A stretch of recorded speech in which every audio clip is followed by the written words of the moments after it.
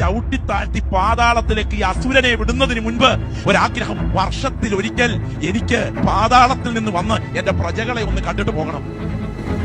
ഒരു കുഞ്ഞൊരാഗ്രഹമല്ലയോ എന്റെ പൊന്നച്ഛ, നിങ്ങൾക്ക് എന്താണ് അതിന്? കാണാൻ വരുന്നുണ്ട് അടുത്ത ആഴ്ച. നമ്മളെല്ലാം സെറ്റ് കൊണ്ടുകൊടുത്ത് പൂക്കളമിട്ട് ഇവനെ സ്വീകരിക്കാനിരിക്കണം. അച്ഛൻ നൈറ്റി ഇട്ടിട്ട് സ്വീകരിക്കും. നമ്മുടെ പിതാക്കന്മാർക്ക് അക്ഷരം അറിയാത്തത് കൊണ്ടല്ല ഇതിനെയൊക്കെ നോ എന്ന് പറഞ്ഞത്. അങ്ങനെ നോ പറഞ്ഞിട്ടുണ്ടോ ആരെങ്കിലും? എനിക്കറിയത്തില്ല. കേരളീയരുടെ ആഘോഷമല്ലേ ഓണം. അതിൽ മതമുണ്ടോ അച്ഛാ? ജാതി ഉണ്ടോ അച്ഛാ? എല്ലാം ഒരു കടൻ കഥകളല്ലേ. അങ്ങനെയാണെങ്കിൽ ദൈവം പ്രകൃതിയാണ്. ഒരു മതത്തിലും ഒരു ഇതുമില്ല. എല്ലാം മനുഷ്യനുണ്ടാക്കി തന്നെ. എല്ലാ ബുക്കും എല്ലാ പുസ്തകവും എല്ലാ ഗ്രന്ഥങ്ങളും മനുഷ്യൻ എഴുതിയതാണ്. ആരോ ഉണ്ട് മുകളിലെന്നുള്ളൊരു വിശ്വാസം. പിന്നെ കഥകൾ പലതാണ്. ആ കഥയിൽ നിങ്ങൾ കേട്ട കഥ ഒറിജിനലിൽ ഞങ്ങൾ കേട്ട കഥ തെറ്റെന്നൊന്നുമില്ല. ആരൊക്കെ എന്തൊക്കെയോ പറഞ്ഞ കഥകൾ നമ്മൾ എവിടെയൊക്കെ ഇരുന്ന് കേട്ടു. അങ്ങനെയൊക്കെയാണോ? ഇതൊക്കെ ഒരു നമ്മുടെ കേരളത്തിന്റെ ജനങ്ങളുടെ ഒത്തൊരുമ, കൂട്ടായ്മ. ഓണം, ക്രിസ്മസ്, വിഷു, നബിദിനം, അങ്ങനെയൊക്കെയല്ലേ അച്ഛാ? അല്ലേ അച്ഛനാ? ആത്മനിറവ് പ്രാപിച്ച ദൈവമൈതലേ, ഇതൊക്കെ ആചരിച്ച് ഒഴുക്കിനൊത്തൊഴുകുന്ന നിനക്ക് സ്വർഗം കാലി കടന്നാലും ഈയെ കട്ടി പറന്നു കയറിയാലും നിത്യതയ്ക്ക് അർഹതയില്ലെന്ന് വചനമോ. ഞാൻ എല്ലായിടത്തും എന്നാ സാധനം ഇപ്പൊ പറഞ്ഞേ? അത് എന്നാ ഒരു ഐറ്റം ആണേ? പറയുന്ന കാര്യം ഒന്നുകൂടെ, ഇനി ഓണക്കളിക്കൊന്നും പോകരുത്, ക്ലബിലെ പരിപാടിക്കൊന്നും പോകരുത്, വടംവലിക്കൊന്നും. നമുക്ക് സഭയ്ക്കകത്ത് വടംവലിയുണ്ട്. ഓണം ആഘോഷിക്കുന്നതിൽ തെറ്റുണ്ടെന്നും അതിലൊരു പൈശാചിക വശമുണ്ടെന്നും ഒക്കെ മറ്റൊരു വശം നമുക്ക് കേൾക്കുവാനിടയായി. അതുകൊണ്ട് തന്നെ വിശ്വാസ സമൂഹം ഇപ്പോൾ വലിയൊരു പ്രതിസന്ധിയിൽ നിൽക്കുന്ന ഒരു കാര്യമെന്ന് പറയുന്നത് ഓണം ആഘോഷിക്കാമോ ഇല്ലയോ എന്നതിനെ സംബന്ധിക്കുന്നത് തന്നെയാണ്. എടാ ജോണിയുടെ മുഖമുള്ളവനെ, എടാ എന്തിനാടാ ഇങ്ങനെയൊക്കെ ഓരോന്ന് പറയുന്ന? നിങ്ങൾക്ക് ഇഷ്ടമുള്ള എന്ത് ആഘോഷം നിങ്ങൾക്ക് ആഘോഷിക്കാനുള്ള റൈറ്റ് ഉണ്ട്. അതിന് ഓണമെന്നോ ക്രിസ്മസ് ഒന്നും ഇല്ല. ക്രിസ്മസിന് നമുക്ക് മാവേലിയെ വിളിക്കാം, ഓണത്തിന് നിനക്ക് അപ്പം വരട്ടെ. അങ്ങനത്തെ പ്രശ്നങ്ങളൊന്നുമില്ല. നമുക്ക് അടുത്ത വീഡിയോയിലേക്ക് പോകാം. മഴയിൽ നടുവാനിടും കാലം മനുഷ്യരെല്ലാരും ഒന്നുപോലെ ആമോദത്തോടെ വധിക്കും കാലം. ഇവനെ പേടിച്ച് ആരും റോഡ് പോത്തില്ല. വേറെ വഴി അവിടെ ഉണ്ടാക്കി പഞ്ചായത്തിൽ നിന്ന്. ഒട്ടും പ്രതീക്ഷിക്കാതെ വന്ന പ്രണയം പിന്നെ എനിക്ക് എൻ്റെ പൊന്മോൾ തോന്നിയത് പറയാൻ കഴിയാത്ത സ്നേഹത്തിൻ്റെ നിറമുള്ള അക്ഷരങ്ങളായിരുന്നു. അവയുടെ ഇടയിൽ എൻ്റെ പൊന്മോൾക്കായി ഞാൻ തീർത്തത് പ്രണയത്തിൻ്റെ മറ്റൊരു ലോകം തന്നെയായിരുന്നു മോളെ. നല്ലൊരു പയ്യൻ. പറ. Still I love you മോളു, I love you മോളു, I love you മോളു, I love you. മതിടാ, മതി. I love you. ജീവനാണിട്ട് പൊന്നും കൂടാണ്. നല്ല കുട്ടി കേട്ടോ, ഞമ്മ വേണോ അത്രല്ലോ. നല്ല കുട്ടിയായിട്ട് സുന്ദരി പെണ്ണായിട്ട് നല്ല പാവായിട്ട് പൊന്നും മുളക്കി പൊന്നിട്ടോ. ഇടം പോയിട്ട് അടുത്ത അപ്ഡേറ്റിൽ പൊന്നും മുളക്കാണ്. വേഗം ജീവനാണിട്ട്. എന്താടാ? എന്താ മോനെ? ജീവൻ ജീവൻ ജീവൻ. കണ്ണടച്ചേട്ടാ പല്ല് ചലക്കുന്നവരുണ്ട്. പോയേ പോയേ. നമസ്കാരം. കേരളനെ കുട്ടമ്പിക്കുന്ന മറ്റൊരു വീഡിയോയിലേക്ക് എല്ലാവർക്കും സ്വാഗതം. ഓണവുമായി ബന്ധപ്പെട്ട വീഡിയോസ് ഒന്നും അല്ല, ഇൻസ്റ്റാഗ്രാം കൊണകളായിരിക്കും. അതുകൂടാതെ ഈ ഒരു വീഡിയോയിൽ ഈ വീഡിയോയുടെ അവസാന ഘട്ടത്തിലേക്ക് ഞാൻ ഓണത്തിനോടനുബന്ധിച്ച് നിങ്ങൾക്ക് തരുന്ന ഒരു ഉപദേശവും, ഓണത്തിൽ എൻ്റെ ഒരു സുഹൃത്ത് വന്നു ചോറൊക്കെ ഉണ്ട്, എൻ്റെ വീടിന്റെ പ്രദേശങ്ങളും ഒക്കെ ഒന്ന് ജസ്റ്റ് ഒന്ന് കാണിക്കുന്ന ഒരു വീഡിയോയുടെ കൂടി ആയിരിക്കും ഈ ഒരു വീഡിയോ എൻഡ് ചെയ്യുന്നത്. അപ്പൊ അതിനു മുമ്പായിട്ട് നമുക്ക് ഇൻസ്റ്റാഗ്രാം കൊണകളിലേക്ക് പോകാം. എന്തൊക്കെയാണ് നമ്മളെ കാത്തവിടെ ഇരിക്കുന്നതെന്ന് നമുക്കറിയില്ല. നമുക്ക് സേവ് ചെയ്ത് എന്റെ ശിഷ്യൻ സേവ് ചെയ്ത് വെച്ചിരിക്കുന്ന വീഡിയോസ് ഏതൊക്കെയാണ് നമുക്ക് റിയാക്ട് ചെയ്യാനായിട്ട് നോക്കാം.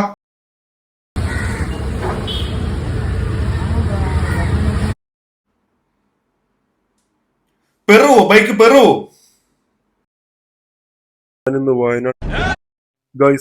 ഞാനിന്ന് വയനാട്ടിൽ നിന്നും എറണാകുളത്തേക്ക് യാത്ര പോവാണ്. അച്ചമ്മയുടെ വീട്ടിലേക്കാണ് പോകുന്നത്. അച്ചമ്മയുടെ വീട് വരുന്നത് എറണാകുളം മരട് എന്ന സ്ഥലത്താണ്.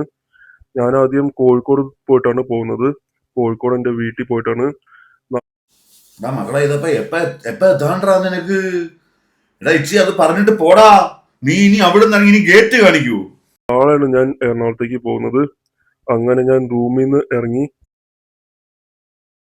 അവൻ ഗേറ്റും കാണിച്ച് കോഴിക്കോട്ടേക്ക് യാത്ര പോവുകയാണ്. നാളെ ഞാൻ ജനശതാബ്ദിയിൽ കയറി എറണാകുളത്തേക്ക് പോകും. അങ്ങനെ യാത്ര സ്റ്റാർട്ട് ചെയ്തു, എറണാകുളത്തേക്കുള്ള യാത്ര. നിനക്കെന്നാ നടന്നു പോയിക്കൂടി? ഇത് എന്തൊരു ട്രെയിനാണ്ടാ, നിന്നെ പോലെ തന്നെ ഒരു ട്രെയിനും.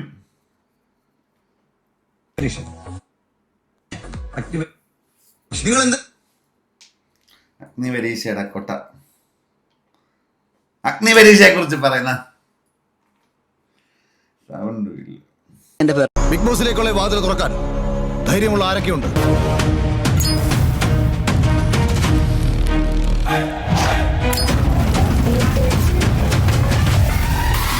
തീക്കളിയാണ്, അത്ര എളുപ്പമല്ല. ബിഗ് ബോസ് പോലെ തന്നെ ടഫാണ് അഗ്നിപരീക്ഷയും. ഇത്തവണ തീപ്പൊരി പാറും, ഇല്ലെങ്കിൽ ഞങ്ങൾ പാറിക്കും.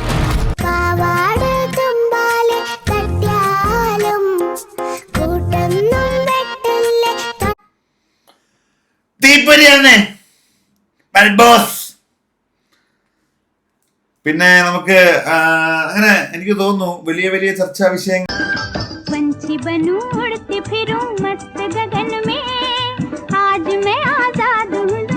യാഷിന്റെ അവസ്ഥ ഇതാണ്.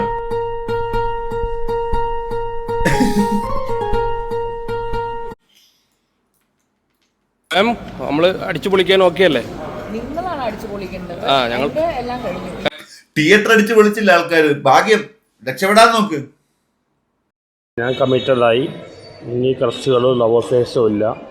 ഒരു ഗേൾസ് ഇനി എനിക്ക് ഇൻസ്റ്റാഗ്രാം മെസ്സേജ് അയക്കണ്ട. എന്റെ അണ്ണൻ, എന്റെ ആറാട്ടണ്ണൻ കമ്മിറ്റഡായി. എന്റെ ആറാട്ടണ്ണൻ വരെ കമ്മിറ്റഡായി. ഇങ്ങനെ നിൽക്കുക ഞാൻ. ഇനി അയാളുടെ അടുത്ത് ആരും അനാവശ്യം പറഞ്ഞിട്ട് ചെല്ലരുത്, മനസ്സിലായോ? ഗിരുവോന്ദാസ് is intellectually hot and sexy. ഗിരുവോന്ദാസ് intellectually. ചുമ്മാ കണ്ടേ, ടോക്സിക്ക് കണ്ടോ? ടോർച്ചറിങ്ങാണ്. നിങ്ങള് കൊല്ലംകാർ മൊത്തം ഇങ്ങനെയാണോ? ഈ നോർമലി ഞങ്ങളുടെ നാട്ടിലൊക്കെ പെണ്ണിനെ ചെക്കൻ ഇറക്കി കൊണ്ടുവരാൻ പതിവ്. ഈ ചെക്കനെ നീ ഇറക്കി കൊണ്ടുവന്നാ? ഇപ്പൊ നിനക്ക് എന്താ പറയാളേ?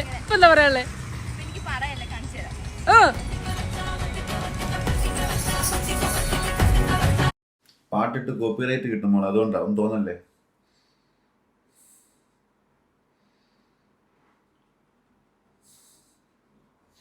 നടുറോഡിൽ നിന്ന് ചെയ്യണമെങ്കിൽ കുറച്ച് ഇത് വേണം. പക്ഷെ അവരുടെ സന്തോഷമല്ലേ ആ കൊച്ചിന്റെ ജീവിതത്തിലെ ആദ്യത്തെ കല്യാണം. മോള് തുള്ളടി. ഇതിൽ കൊടുത്തിരിക്കുന്നതിൽ ഏതാണ് വിളിക്കുന്നതെന്ന് കമന്റിൽ മെൻഷൻ ചെയ്യണേ. നമുക്ക് നോക്കാം ഏറ്റവും കൂടുതൽ ആൾക്കാർ എങ്ങനെയാ വിളിക്കുന്നതെന്ന്. ഏട്ടാ, ചേട്ടാ, ഇച്ചായ, ഇക്കാ, ഇക്കു, കെട്ടിയാൻ, പുള്ളിക്കാരൻ, ചെക്ക, അങ്ങേര്, എടാ, ഡാ, ബേബി, കുഞ്ഞാ, കണ്ണേട്ടാ, ഉണ്ണേട്ടാ, സക്കറേ. അയ്യോ, ഇങ്ങനെയൊക്കെ വിളിക്കുന്നവരാ. ആരെന്തായിരിക്കും വിളിക്കുന്നത്? നിങ്ങൾ ഇതൊന്നും നോക്കണേ. നിങ്ങൾ എന്താ വിളിക്കുന്നത് എന്നുള്ളത് പറയാ. ഏട്ടാ, ഞാൻ വിളിക്കുന്നത് ഫന്നാന്ന. റേസിംഗിൽ മത്സരത്തിനിടെ അപകടത്തിൽപ്പെട്ടു. താരം പരിക്കുകളില്ലാതെ അത്ഭുതകരമായി രക്ഷപ്പെട്ടു. സ്വാഭാവികം. പക്ഷെ ഇതിനെ കളിയാക്കണ്ടാരും. ആ ചില്ലറ പരിപാടിയല്ല. ആക്സിഡന്റ് ഒക്കെ ഉണ്ടാവും. ആക്സിഡന്റേ പുറത്തോട്ട് വരുന്നുള്ളൂ. പുള്ളി അല്ലാതെ ചെയ്യുന്നൊന്നും പുറത്തോട്ട് വരുന്നില്ല. ഓക്കെ. അയ്യപ്പസ്വാമിയെ കണ്ടു മണങ്ങുമ്പോൾ മനസ്സിൽ എന്തൊരു ആനന്ദം. അരിവരാസനം ചൊല്ലും. നീ പാടുற മോനെ, എനിക്ക് നിന്നെ ഇഷ്ടമാണ്. I love U.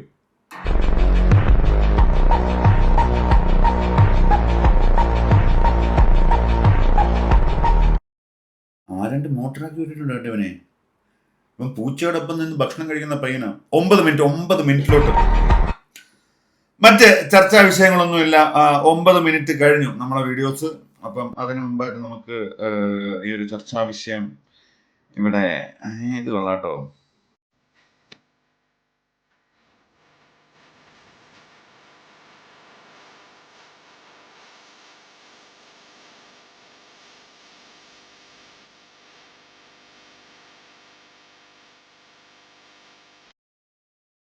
ആ അമ്മയുടെ പഴയ കാലം ആ അമ്മയെ നോക്കി നിൽക്കുന്ന പോലത്തെ ഒരു ഫീല് ആ ഒരു വീഡിയോയ്ക്കുണ്ട്. விக்கி அண்ணனுக்காக இந்த சாங்கு அண்ணன்ட்ட பண்ணாதீங்க போங்கு, ஏன்னா இது 500 கேங்கு. யாருக்கும் அடிமை இல்லை எங்க அண்ணங்கோ, எதுக்குமே அசர மாட்டார் விக்கி அண்ணங்கோ. ஏரியாவுல பக்காவான ஆளு தானங்கோ, சொன்னாவே நடக்கும் தாப்பா வேலை தானங்கோ. அண்ணன் பிறந்த പോടാ. മറ്റ് ചർച്ചാ വിഷയങ്ങളൊന്നുമില്ല സുഹൃത്തുക്കളെ. ഈ വീഡിയോയുടെ അവസാനം ഓണവുമായി ബന്ധപ്പെട്ട് ചെറിയൊരു വീഡിയോ, അപ്പൊ അതും കൂടെ ആഡ് ചെയ്ത് ഞാൻ ഈ ഒരു വീഡിയോ അവസാനിപ്പിക്കുകയാണ്. അടുത്ത മാസം ഇതേ സമയം 1-ാം തീയതി 1-ാം കൊണയുമായി ഞാൻ നിങ്ങളിലേക്ക് എത്തുമെന്ന് പറഞ്ഞുകൊണ്ട് വീണ്ടും കേരള ജനക്കൂട്ടം വിക്കി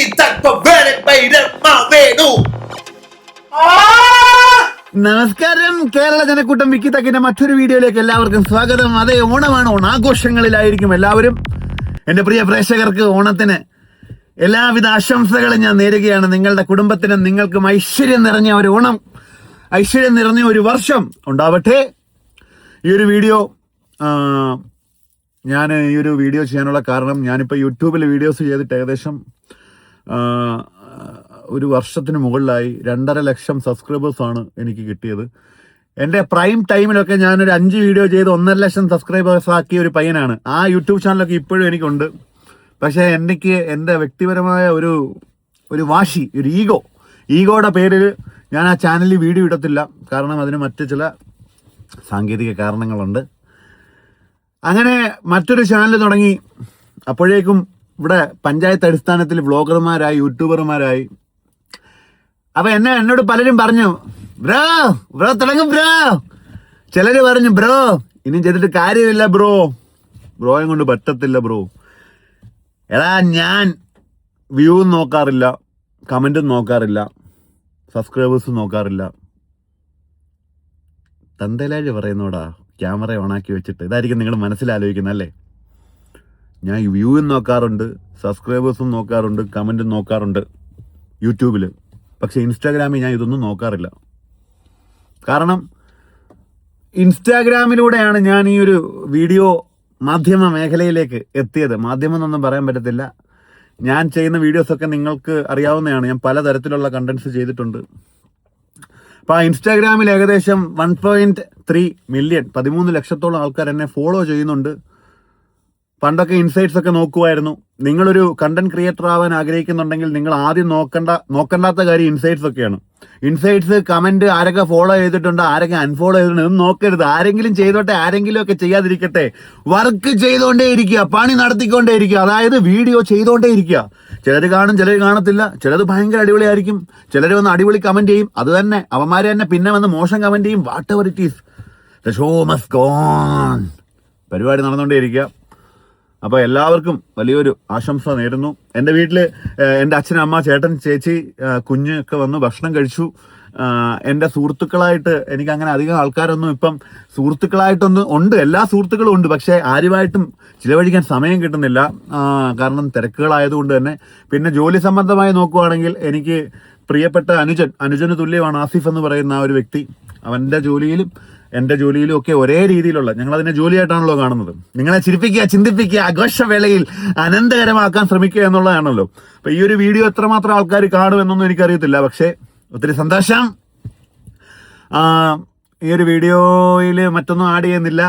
ജസ്റ്റ് ഞാൻ എൻ്റെ വീടും പരിസരമൊക്കെ ഒന്ന് കാണിക്കാം. അതിനു മുമ്പായിട്ട് ആസിഫ് ചോറുണ്ണുകയാണ്. ഞാൻ അവനെ ഒന്ന് കാണിക്കാം. അതിനുശേഷം വീടും പരിസരമൊക്കെ ഒന്ന് കാണിക്കാം. എൻ്റെ വീടൊന്നും ഞാൻ അങ്ങനെ കാണിച്ചിട്ടില്ല ആരെയും. Thank you so much. എൻ്റെ വീട്ടിലേക്ക് അതിഥിയായി എത്തിയ ആസിഫ് ചോറും കറിയും കൊടുത്തു അമ്മ. മനോഹരമായ എൻ്റെ വീടിൻ്റെ കിച്ചൺ ഭാഗമാണ് നിങ്ങൾ കാണുന്നത്. 3 കിച്ചണുകളുള്ള എൻ്റെ വീട്ടിലെ പുറത്തെ കിച്ചണാണ്. ഇടനാഴികളിലൂടെയുള്ള ഈ ഒരു യാത്ര എൻ്റെ വീടിൻ്റെ മുൻവശത്തേക്കാണ്. അതിമനോഹരമായ പൂന്തോട്ടങ്ങളും അതിലേറെ മനോഹരമായി പ്രകൃതിയുടെ വികൃതികളും കൂടെ ചേർന്ന ഒരു അറ്റ്മോസ്ഫിയറാണ് എൻ്റെ വീടിൻ്റെ. അതേ എൻലൈൻ ഒരു പെർഫോമൻസ് ഓറിയൻറ്റഡ് ആയിട്ടുള്ളൊരു വാഹനമാണ് നമ്മൾ പുതിയതായി വാങ്ങിയിട്ടുള്ളത്. വീടിൻ്റെ മണ്ടവശമാണ് സുഹൃത്തുക്കളെ. മറ്റൊരു ഇടനാഴിയിലൂടെ എൻ്റെ ഔട്ട് ഹൗസ്, വീടിനോട് ചേർന്നുള്ള ഔട്ട് ഹൗസിലേക്ക് പോകാൻ സാധിക്കും. അവിടേക്ക് ഞാൻ അധികം സൂം ചെയ്യുന്നില്ല. എൻ്റെ അച്ഛൻ്റെ വിശ്രമവേളകൾ ആനന്ദകരമാക്കുന്ന ഒരു സ്ഥലമാണത്. അതെ, നമസ്കാരം. കെസേഹെ ആപ്പ് ലോക്ക്. അതെ, ആസിഫ് വന്നു, അവൻ്റെ വാഹനം. നമ്മളെ i20 ലൈൻ ഗംഭീരമാണ്. നമ്മൾ കുറേ കോട്ടിങ്ങും കാര്യങ്ങളും ഒക്കെ ചെയ്ത് സുന്ദരിയാക്കി വെച്ചിരിക്കുകയാണ് അവളെ. അച്ഛൻ്റെ പൂന്തോട്ടം, അച്ഛൻ്റെ പൂന്തോട്ടമല്ല, അച്ഛൻ്റെ അത്തപ്പൂ. എൻ്റെ അച്ഛൻ്റെ അത്തപ്പൂവാണ് അടുത്ത് ഞാൻ നിങ്ങളെ കാണിക്കാൻ പോകുന്നത്. പാവമായിട്ട് അതിമനോഹരമായ അത്തപ്പൂവാണ്. പൂ ഉണക്കാനിട്ടതാ. സാരമില്ല, ഗംഭീരമായ മഞ്ഞയും ഓറഞ്ചും കലർന്ന ഒരു പൂവിലൂടെ നമ്മൾ വീണ്ടും ഇടനാഴിയിലൂടെ